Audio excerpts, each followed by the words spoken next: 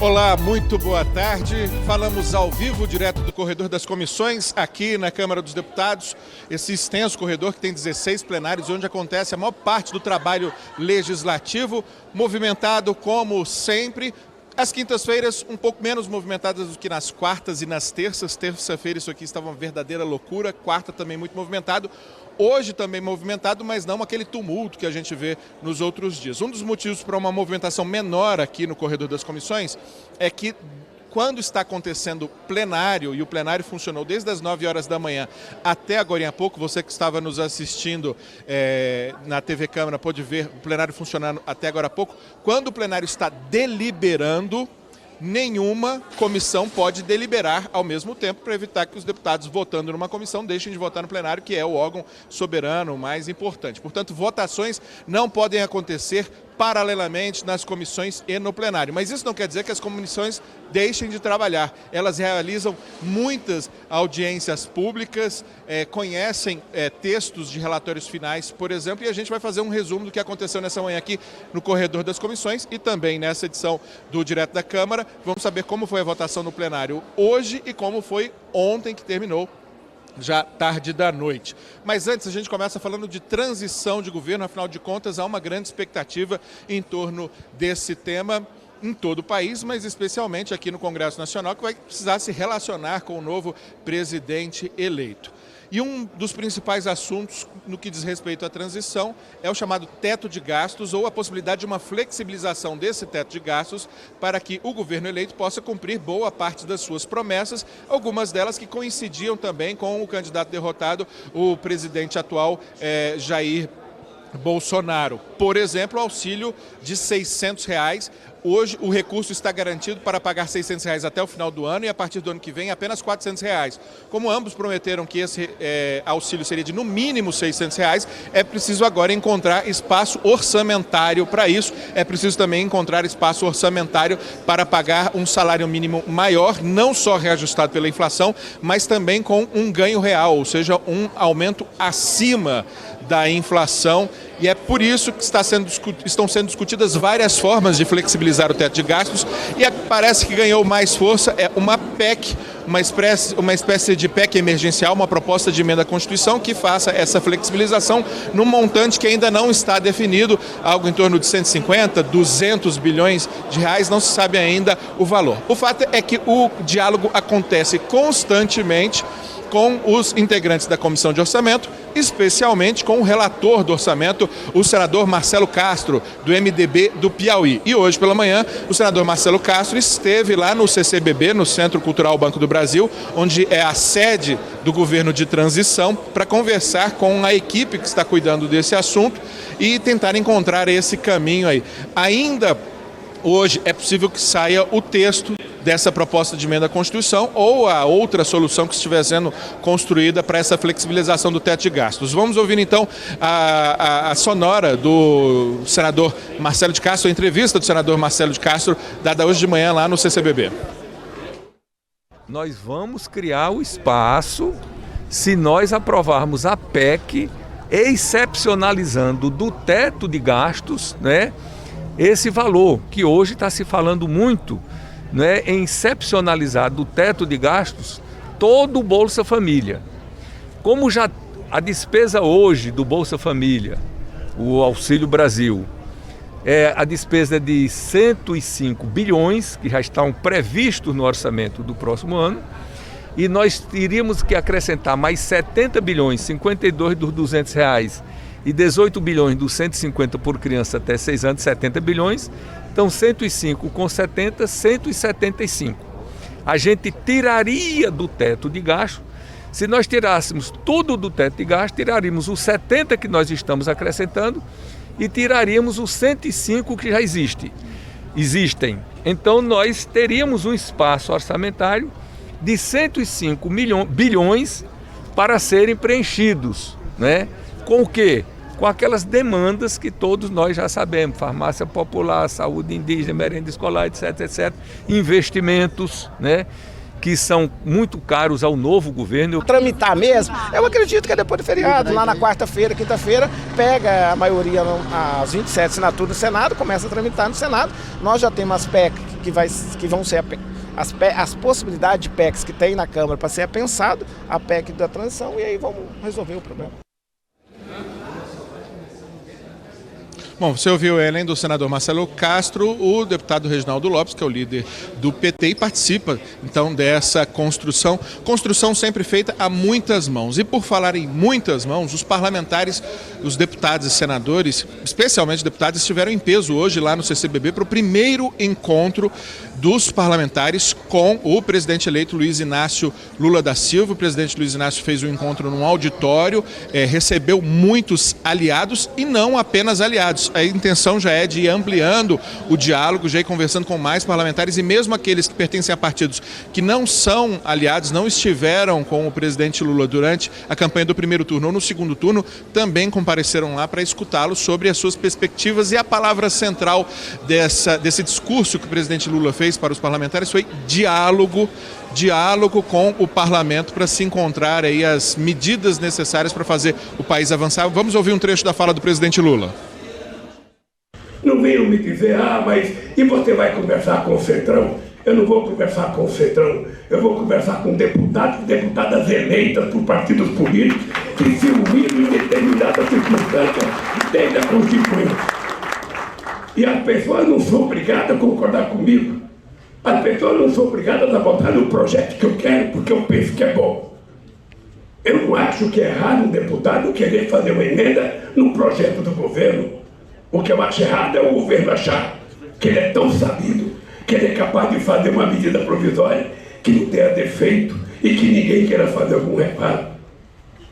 Então nós vamos... Bom, falamos então da transição, um assunto que está quente.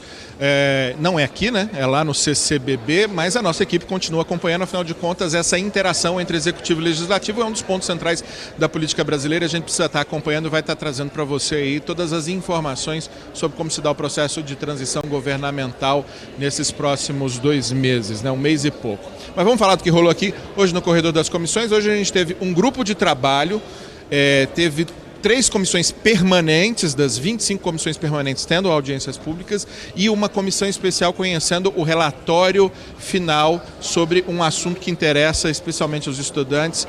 Mas eu vou começar pelo GT da mineração, o grupo de trabalho da mineração, porque a atual legislação sobre mineração tem nada menos que 55 anos. Você tem várias propostas tramitando na casa para tentar modernizar essa legislação, flexibilizar em alguns casos, aumentar a fiscalização em outras. Esse grupo está trabalhando intensamente e ele se reuniu de manhã para tratar de alguns temas relativos à mineração, como por exemplo práticas sustentáveis no setor.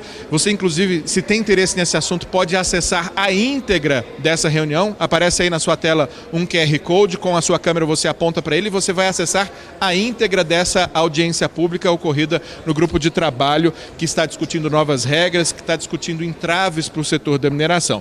E aí o deputado Joaquim Passarinho, que é coordenador desse grupo de trabalho, falou sobre a necessidade, o que precisa ser feito para melhorar o marco legal da mineração no contexto dessa audiência pública de hoje. Vamos apresentar ainda esse ano um texto, né, dizer que aqui não é um grupo de trabalho, o que foi apresentado aqui não é definitivo, ele vai virar um projeto de lei para ser debatido ano que vem. Então nós precisamos fazer isso porque se está ruim com o que a gente pode apresentar, pior é ficar do jeito que está. Ninguém aguenta mais esse código de mineração velho, atrasado, né, criando ainda sérios problemas para todos nesse país. A perspectiva é desburocratizar muito o setor da mineração, trazer mais transparência e, principalmente, criar mecanismos para que as práticas sustentáveis nessa área sejam mais disseminadas. A gente lembra que o Brasil é um grande exportador de vários minérios, especialmente do minério de ferro, portanto, há um interesse internacional em torno desse assunto no Brasil, por isso a modernização do marco legal é extremamente importante. Eu repito, tem o QR Code na sua tela para caso você queira ouvir a palavra dos deputados que participam do grupo de trabalho, mas também dos especialistas que foram convidados para tratar desse assunto. Por falar em especialistas, hoje a gente recebeu muitos especialistas praticantes da aeronáutica, ligados à segurança aérea, e alguns praticantes de um esporte chamado baloeirismo. É diferente do balonismo. Balonismo é aquele balão grande, movido a gás, fogo, que carrega a gente. O baloeirismo é aquela forma de esporte em que você constrói balões para voar, alguns com fogo, que são proibidos. Isso é proibido por lei, porque eles causam impactos ambientais terríveis, especialmente por causa das queimadas que podem causar, dos incêndios que podem causar, mas há uma forma de fazer balões sem fogo. Eu não sabia. Isso é um esporte que nasceu no Brasil, está se espalhando pelo mundo, e uma das formas de fazer isso tem sido muito disseminada a partir de práticas brasileiras. Só que tem um problema: para lançar balão de maneira legal, adequada, com segurança, é preciso de autorização das autoridades da aeronáutica, né, para que o espaço aéreo seja seguro. E isso, segundo os praticantes, tem sido muito burocrático, muito complexo, sendo um empecilho muito grande para a prática desse balonismo seguro. Então, foi reunido numa audiência pública da Comissão de Esporte um número grande de participantes, de praticantes desse baloeirismo, e também autoridades ligadas à segurança do espaço aéreo para discutir o tema. O deputado Felício Laterça, do PP do Rio de Janeiro, é o responsável por promover, o proponente dessa audiência pública, desse diálogo entre interessados, e ele fala para a gente um pouco sobre essa questão. A nossa discussão com relação ao balão sem fogo, que é uma modalidade que não se confunde com balão com fogo, que é criminoso, que tem bucha, que causa incêndios, que causa risco à aviação. Então, esse é o motivo dessa audiência pública para a gente discutir. Inclusive, temos um projeto de lei que tramita na Câmara dos Deputados exatamente dentro daquele contexto, né? Que muita gente fala, não, mas é permitido. Mas não tem regulamentação. A regra é simples. O que não é proibido é permitido. Mas essa questão ela precisa ser tratada, algumas questões, e precisa de fato de regulamentação, onde aí no caso entraria a ANAC nessa questão. Você se interessou por esse assunto? Quer saber mais? Quer ouvir a palavra dos especialistas? Está vendo esse QR Code que está aparecendo aqui? Pois bem, esse QR Code remete você aponta a câmera do seu celular, ele vai te remeter para a íntegra dessa audiência pública. E lá você vai poder ouvir a palavra dos deputados e principalmente a palavra dos praticantes do baloeirismo e das autoridades de segurança aérea que falaram sobre o tema e explicam aí quais são as complicações, o que pode ser feito, o que não pode ser feito para que essa prática que nasceu no Brasil, está se espalhando pelo mundo, ela possa ocorrer da forma mais segura possível. Vai mudar o QR Code agora, nós vamos falar de um outro assunto, nós vamos falar do Estatuto do Aprendiz, um projeto de lei que está tramitando na Câmara já há algum tempo, que tenta garantir mais segurança para os aprendizes, mas também para os contratantes, um marco legal que fomente essa prática de facilitação do emprego de aprendizes para que eles possam ter ali o seu primeiro emprego, já se engajarem no mercado de trabalho e terem uma segurança maior a partir desta oportunidade de serem aprendizes. E aí o deputado Marco Bertaioli, do PSD de São Paulo, apresentou o seu relatório final para esse projeto de lei que está numa comissão especial. Vou fazer um parênteses aqui para dizer que os projetos podem tramitar pelas comissões temáticas, então projetos ligados à saúde tramitam na Comissão de Seguridade Social e Família, os de educação na de educação, turismo no turismo e por aí vai. Só que quando um assunto diz respeito a muitas comissões ou é muito complexo, ele pode tramitar não nas comissões permanentes, mas numa comissão especial que vai reunir membros de todas essas demais comissões. É o caso, por exemplo, desse Estatuto do Aprendiz, por isso que ela não tramita numa comissão permanente e sim numa comissão especial que está chegando ao final do seu trabalho, o seu prazo de 40 sessões está acabando, e aí o deputado Marco Bertaioli, que é o relator, apresentou o texto. Como estava tendo votação no plenário, o texto não poderia ser votado hoje, mas isso é bastante comum, inclusive o relator apresentar o texto, deixar ele amadurecendo um pouco com os integrantes da comissão, tentar construir os acordos, receber as sugestões de modificação, às vezes de alterações muito pontuais, muito pequenas, que o próprio relator pode fazer sem a necessidade da formalização de uma emenda. Ele fez isso, apresentou o seu texto, esse texto vai ficar amadurecendo na cabeça dos demais integrantes da comissão durante um tempo e ele deve ser votado aí, sem ser a próxima semana, na outra. Vamos ouvir então o deputado Marco Bertaioli fazendo um resumo de qual foi o seu relatório sobre o Estatuto do Aprendiz. De todas essas reuniões, nós tiramos os pontos que são mais caros e colocamos no nosso relatório que ora será apresentado. Lembrando que a premissa que nos norteou durante todo o processo foram algumas que nós divulgamos previamente. A primeira delas é que a modernização do Estatuto do Aprendiz visa a modernização em si e a simplificação da legislação para que ela possa ser cumprida cada vez mais pelas empresas brasileiras, trazendo também um incentivo para que nós possamos aumentar o número de jovens de 14 a 24 anos que integram o programa de aprendizagem no Brasil. Bom, agora vamos falar de saúde mental. Eu já mencionei algumas vezes nas nossas coberturas, quem cuida do tema de saúde é a Comissão de Seguridade Social e Família, porque o tema da seguridade é muito amplo, é ele que engloba a questão da saúde, da assistência social, da previdência social. E o tema saúde mental foi objeto de uma audiência pública hoje com militantes dessa área, especialistas médicos, psiquiatras, pessoas da luta antimanicomial, que é uma enorme preocupação com a revogação de algumas políticas públicas que vêm sendo desenvolvidas ao longo dos últimos anos. A luta antimanicomial alcançou seu ápice em 2001 com um marco legal, uma legislação que busca substituir as internações manicomiais, acabar com os manicômios, trocar por um atendimento mais humanizado. Isso vem no crescendo, isso é objeto de muitas regulamentações, portarias, decretos por parte do Ministério da Saúde. Nesse governo, parte destas regulamentações foram modificadas ou revogadas. Portanto, há uma preocupação de um vácuo, de um problema na implementação dessas políticas públicas, especialmente por parte de quem trava a luta antimanicomial, mas também de alguns especialistas na área.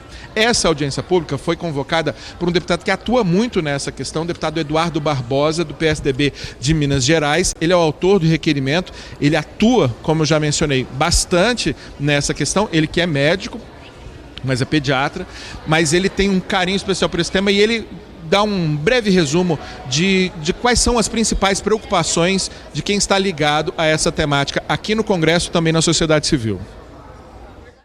A Lei 10.216 de 2001, que resultou no movimento da reforma psiquiátrica, redireciona o modelo de assistência e tem como principal diretriz a internação do paciente somente se o tratamento fora do hospital se mostrar ineficaz. A partir daí, o SUS se estruturou para a oferta dos serviços para a saúde mental. A Organização Mundial de Saúde aponta que a ansiedade afeta 18,6 milhões de brasileiros e os transtornos mentais são responsáveis por mais de 1/3 do número de pessoas incapacitadas nas Américas.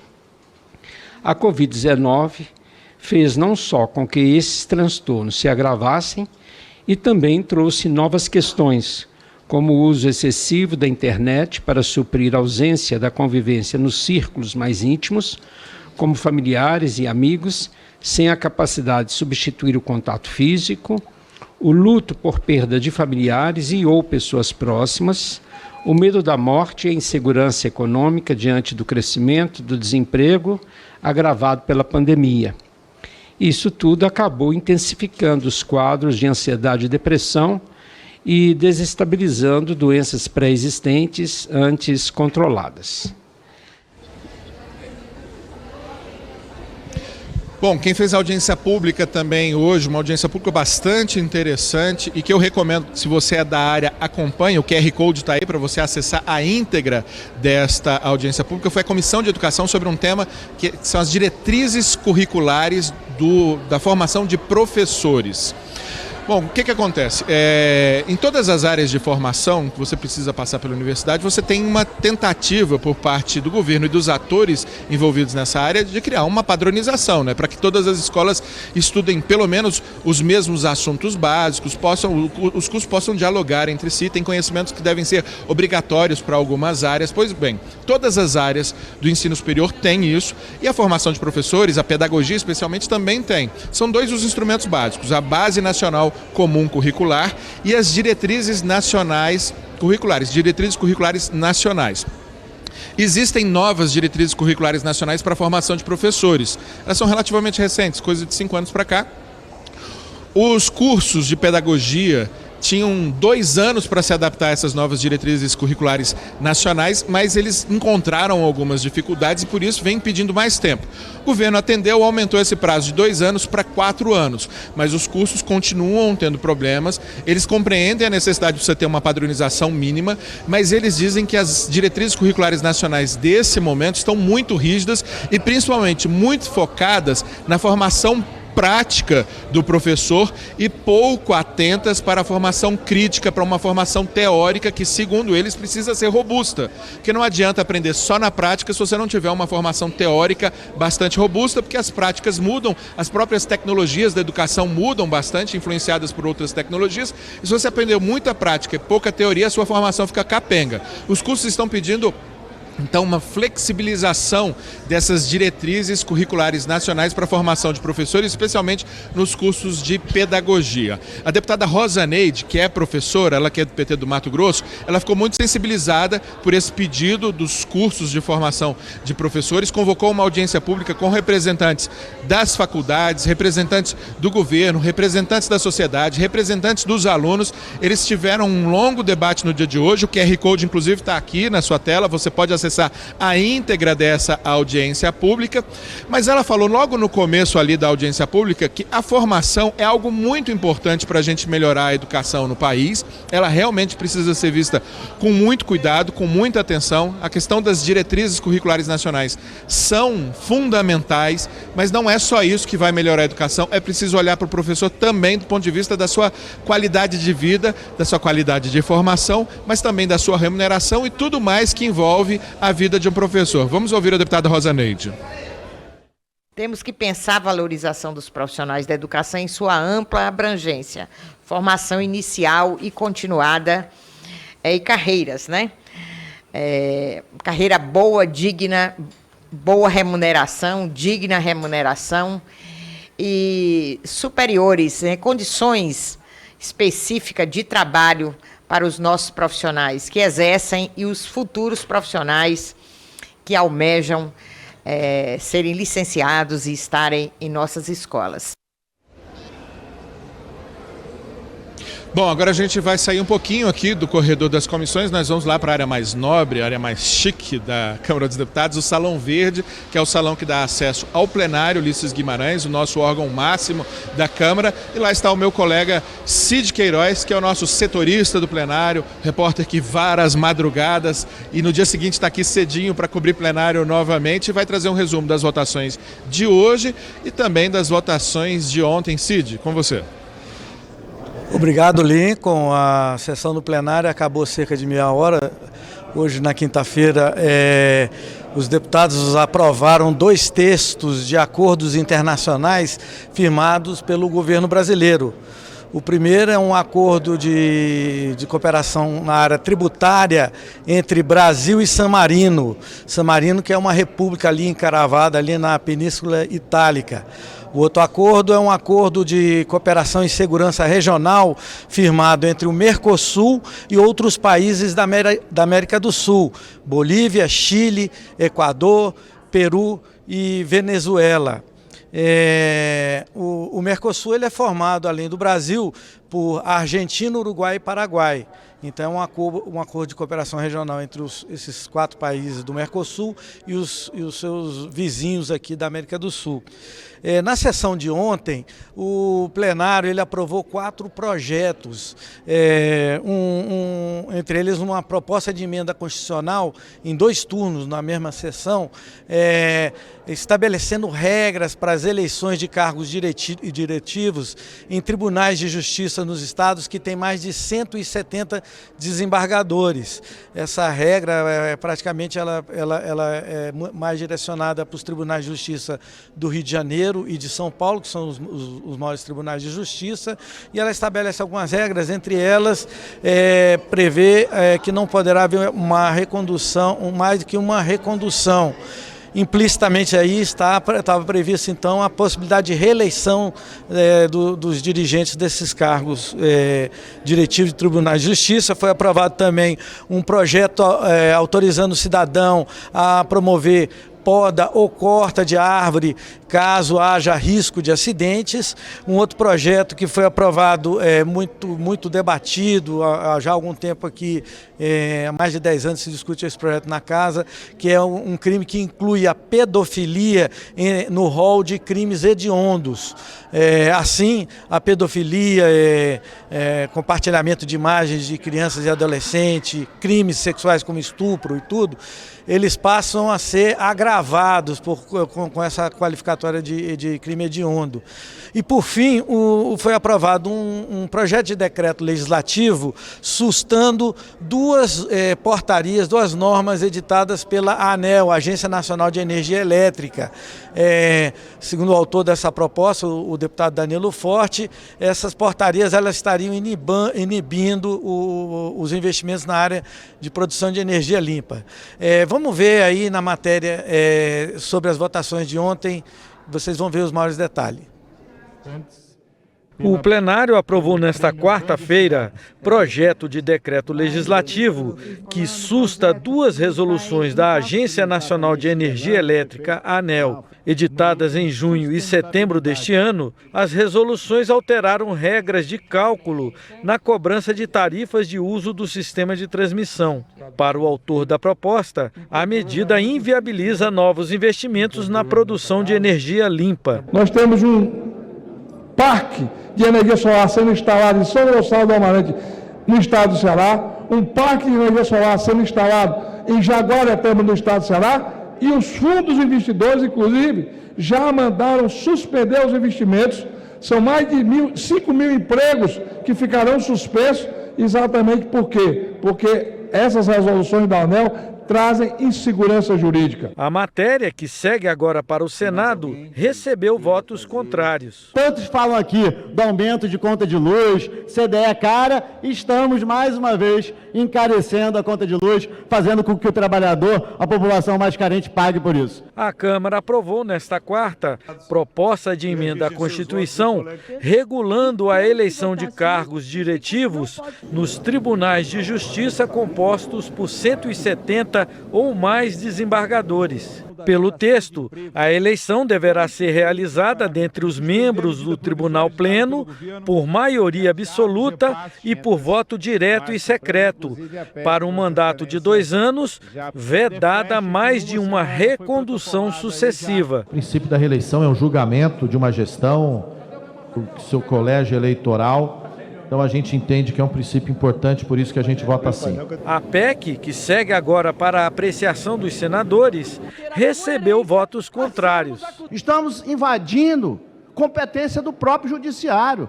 Deve caber a cada Tribunal de Justiça dizer como, quem deve ser candidato ou eleitor. O combate ao abuso sexual contra crianças e adolescentes recebeu mais um reforço. Foi aprovado na Câmara nesta quarta, projeto que inclui no rol de crimes hediondos a pedofilia. Os crimes classificados como hediondos possuem penas mais duras, com a obrigatoriedade de cumprir em regime fechado e progressão de penas mais restritas. Eu costumo dizer que a pedofilia é o pior tipo de crime que se pode cometer, porque é um crime que se comete contra a criança. É um crime que acaba com a inocência das nossas crianças. Será um projeto divisor de águas com relação à proteção das crianças e à proteção da infância no nosso país. Pedofilia, como estupro, como tortura, são crimes hediondos e precisam ser punidos com rigor. A proposta segue agora para o Senado. A Câmara aprovou proposta que autoriza ao cidadão a poda ou corte de árvores quando houver risco de acidente. Pelo texto, que segue agora para o Senado, não poderá ser criminalizada a conduta quando a omissão do poder público colocar em risco a integridade física e o patrimônio das pessoas. Está aí, portanto, o apanhado feito pelo nosso colega Cid Queiroz sobre as votações do plenário de hoje de manhã, né? 2 acordos internacionais e as aprovações de ontem. Chama atenção especialmente para esse que torna, né, porque ainda não virou lei, ainda precisa ir para o Senado, torna a pedofilia um crime hediondo. Agora vamos falar de clima, vamos falar de mudanças climáticas, vamos falar desse tema extremamente importante que está reunindo lideranças de todo o mundo lá em Sharm el-Sheikh, no Egito, para a 27ª Conferência do Clima da ONU, também conhecida como COP27. Todas as lideranças do mundo estão focadas nessa questão e, além dos chefes de Estado, os chefes de governo, os parlamentares dos países também vão participar dessas discussões. Algumas lideranças jurídicas, lideranças religiosas, inclusive, participam. É um encontro dos representantes de governo também com os representantes da sociedade. Quem está lá, há vários deputados, especialmente os ligados aos temas ambientais, estão lá em Sharm el-Sheikh, no Egito, mas um dos deputados que está lá é o deputado Zé Silva, de Solidariedade de Minas Gerais. Hoje pela manhã ele conversou na Rádio Câmara com o nosso colega Márcio Aquiles Sardi, dentro do programa Painel Eletrônico, e falou um pouco sobre as expectativas em torno da presença brasileira na COP27 lá no Egito. Vamos ouvir o deputado Zé Silva. Começou no último fim de semana no Egito a 27ª Conferência das Nações Unidas sobre o Clima, a COP27. A expectativa é de que o encontro seja o mais importante já realizado para debater as mudanças climáticas no planeta e, especialmente, apontar formas de evitar o aumento do aquecimento global. A COP27 terá a participação de 90 chefes de Estado. O tema central desta conferência são energias renováveis, descarbonização, agricultura e segurança alimentar e hidrológica no planeta. A Câmara dos Deputados está representada na COP. Um dos participantes é o deputado Zé Silva, do Solidariedade de Minas Gerais, integrante da Frente Parlamentar da Agricultura. Ele falou com o âncora da Rádio Câmara, Márcio Aquiles Sardi, direto da cidade de Sharm el-Sheikh. O principal objetivo na COP26 foram 200 países, hoje aqui em torno de 100 chefes de Estado, com 200 países participando, é para que a temperatura do planeta Terra até 2100 ela não aumente, o aumento não seja acima de 1,5%, que é um valor de temperatura quando começou a Revolução Industrial. Para Zé Silva, os países em desenvolvimento não podem arcar sozinhos com a responsabilidade de cuidar do clima. Os países mais antigos, como China, Índia, União Europeia, Rússia, foram países que se enriqueceram, são potências mundiais, desgastando e fazendo emissão de gás de efeito estufa. Estou dizendo isso para dizer que eles precisam cumprir um compromisso com um país em desenvolvimento igual ao Brasil de 100 bilhões de dólares por ano. Tá, então, o balanço feito pela nossa colega Mariana Monteiro sobre essa entrevista do deputado Zé Silva, que junto com os parlamentares estão lá em Sharm el-Sheikh, no Egito, participando da COP27. Eu lembro a você que o presidente Lula foi convidado para ir à COP27, ele vai, junto com governadores do Norte e Nordeste, comparecer na semana que vem a esse evento. Lula teve inclusive um papel importante numa das COPs, a COP de Estocolmo, que foi responsável por traçar boa parte dos compromissos assumidos internacionalmente pelos países na tentativa de reduzir as emissões de gases de efeito estufa e assim tentar frear um pouco do processo de mudanças climáticas que estamos vivendo. Vou sair aqui do corredor das comissões, a gente vem para esse lado aqui. Esse grande hall que se forma na entrada do corredor das comissões é conhecido como Espaço Mário Covas, em homenagem a esse grande político brasileiro.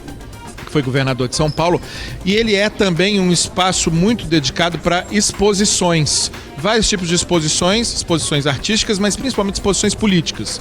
Algumas entidades da sociedade civil trazem exposições para cá para tentar sensibilizar os parlamentares sobre os temas que elas defendem. A gente está com uma exposição aqui da Defensoria Pública da União. Sabe o que são esses desenhos que você vai poder ver aqui? São desenhos de crianças venezuelanas que imigraram para o Brasil, entraram especialmente por Roraima e estão no Brasil como refugiados. E por meio de desenhos tentaram exprimir um pouco do seu sentimento, do que estão vivendo no Brasil como refugiados. Então tem os desenhos e tem os textos que dizem um pouco sobre essa situação, especialmente das crianças indígenas da etnia Warao, que são algumas dessas crianças refugiadas. Com essas imagens a gente encerra aqui o nosso Direto da Câmara de hoje, desejando para você um excelente dia e lembrando que o QR Code que vai aparecer aí na sua tela te direciona para as redes sociais e todos os canais de comunicação da Câmara dos Deputados. Acessando ele, você aprende a sintonizar a TV Câmara, a Rádio Câmara, nossas redes sociais, ter contato com os nossos podcasts, programas, etc. Fica o convite para você estar ligado aqui na Câmara dos Deputados, Transparência e Cidadania. We'll be right back.